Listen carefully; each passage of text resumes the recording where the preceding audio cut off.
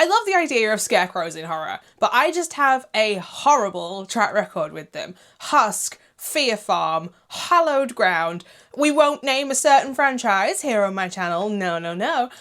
But I am hoping that by going back to 1988, I might finally get a Scarecrow movie that is actually kind of scary. But if you don't know anything about Scarecrows from 1988, let me quickly fill you in. Scarecrows from 1988 is a slasher horror. 5 people steal the Camp Pendleton payroll, kidnap a pilot and his daughter, and force them to fly to Mexico.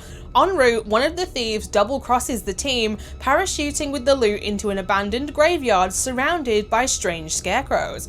In pursuit of the loot and their former teammate, the rest of the team follow, but a horrific surprise awaits them. If you're new here, I go by Hordes, and if you're not new, welcome back. I talk about horror movies here on my channel on Mondays and Fridays, but as always when it comes to watching movies that I have never seen before, I am now going to go and watch Scarecrows off camera, so that way if you too want to watch this slasher movie with killer scarecrows, nothing will be spoilt for you, because nobody wants to watch a movie that you've just watched somebody else watch from start to finish, and I keep it spoiler free here on my channel because nobody, and I mean nobody, likes spoilers.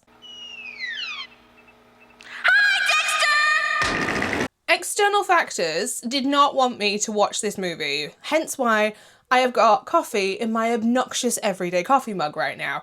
When I tell you I paused this movie 12 times, I mean I literally paused this movie 12 times. It took me over 2 hours to watch an hour and 23 long minute movie. Like, it was the levels of insanity, and I'm basically saying I'm sorry in advance. This review is probably not going to be up to my usual standards, but I'm sure that you would rather me admit this to you and just be honest and upfront about it than be like, no, absolutely nothing went wrong, because we all know external factors can absolutely affect a viewing experience. This is a heist movie that starts immediately after the heist has already happened. This group decides to hijack a plane and a pilot and his teenage daughter because of course she happens to be there as well. I have no idea why the daughter is just conveniently there with dad at work. One of them decides to be greedy and is like, I'm taking the $3 million back from 1988, which thanks to inflation would now be around $8 million US, which, you know, is quite the steady hike up, parachutes out of the plane and lands in a graveyard next to a cornfield. And what do cornfields often have besides like quaint little farmhouses on the edge of them? Weird creepy ass scarecrows that do not look fun in the dark. Bye, have a beautiful time. I have to mention that there are parts in this when you are hearing somebody's inner dialogue, and it took me a second to work out whether this was a legit thing or whether it was just bad dubbing, and no, this is actually legit. You are hearing somebody's internal thoughts, because how many times have we come across movies where the actor's mouth isn't moving in sync or isn't moving at all and somebody is doing the dialogue? Like, just know the internal thoughts in this are actually somebody's internal thoughts. But the issue I have is there's often multiple characters on screen when this internal dialogue is going on, and it isn't obvious who is supposed to be doing the talking in the internal monologue. Like, I wish that bit was just a little bit more clear, because this is a tactic that is used quite frequently. My favourite character was the dog. Bang! Fade out. Roll credits. I'm kidding, but I'm kind of not, because the dog in this is adorable, and if you watch the movie, you'll see exactly what I'm talking about. I want to say, because I had so many interruptions when trying to watch this, all of the male characters just blurred together into one person, and I can't tell you who any of them are. Like, they're all the same to me after watching this. But the 2 female characters I can actually tell you a little bit about. There is Kelly, who is the teenager, happens to be the daughter of the pilot.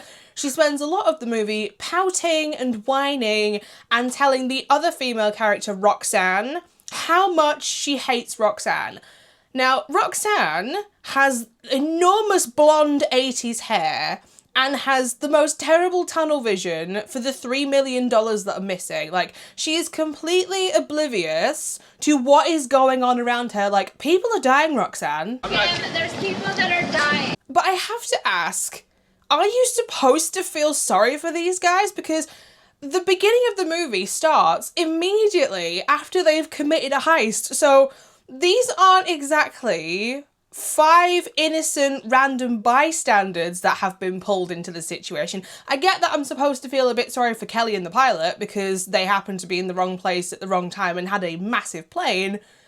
But why should I care about the others dying? There seems to be a lot of tension building going on in here, which completely was missed on me because of the number of times that I had to pause this movie. But I still feel like it needs a mention because if I watched this movie uninterrupted from start to finish, I guarantee the tension building would have been so much more effective. Oh, they love to rehash the same shots of the Scarecrows in this when they are still, like, the number of times something will happen and it will cut to one of the Scarecrows, there's 3 of them, standing in the field. They will have not moved an inch. They will be staring in the same direction and it will be like, hi, this is absolutely couldn't possibly have anything to do with us. No, shh.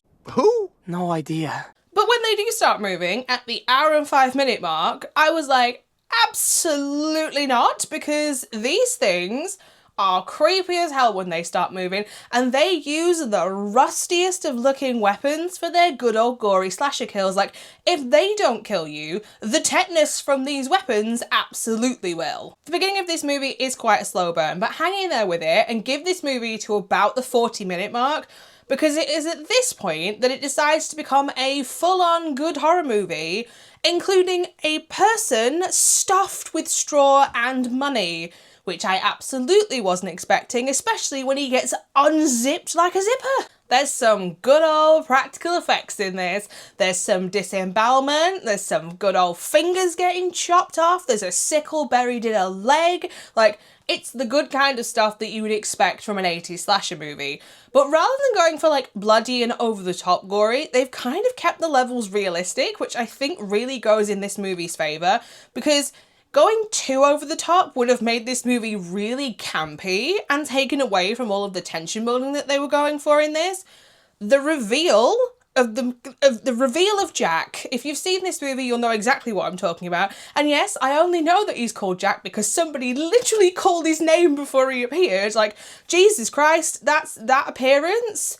Night vision goggles and pearly white teeth will never be the same. In the end, I am actually going to give Scarecrows from 1988 a 3 out of 5 stars. Like, this is a good old cat and mouse sort of plot, but instead of cats, it's 3 murderous scarecrows pursuing human mice in a cornfield armed with rusty weapons. Like, I'll be the first to say, if I rewatched this movie again though, I think that this would probably be a 3.5 rather than a 3, because obviously this was not the viewing experience that I wanted. But my opinion isn't the only one that matters, which begs the question, should you personally watch Scarecrows from 1988? If you like your horror movies flavoured with killer scarecrows, heists gone wrong, rusty weapons, night vision filters, or anything that is listed here, you will probably like Scarecrows from 1988. So there you have it, my initial thoughts and my review for my first time watching Scarecrows from 1988, and I hope that if you are going to watch this movie that you do not get the interruptions that I got watching this. If you are interested in watching it, like I always do, check the description bar below the video where I'll leave a link to justwatch.com so you can find out where it is streaming in your country. If you would like to know where else you can find me, I am also over on Instagram and Letterboxd at HordesOfHorror, where I talk about every single horror movie that I watch, not just the ones that I talk about here on YouTube. But speaking of YouTube, I'll be back on Friday, and this time, I can't believe we're at this time again, I, for summer, autumn and winter, made videos talking about 6 movies that I was going to prioritise that season. And I can't believe that it is time for the spring video to finally go up. So we're going to be revealing the 6 movies that you can expect to see on my channel at some point in March, April and May. So until next time, bye.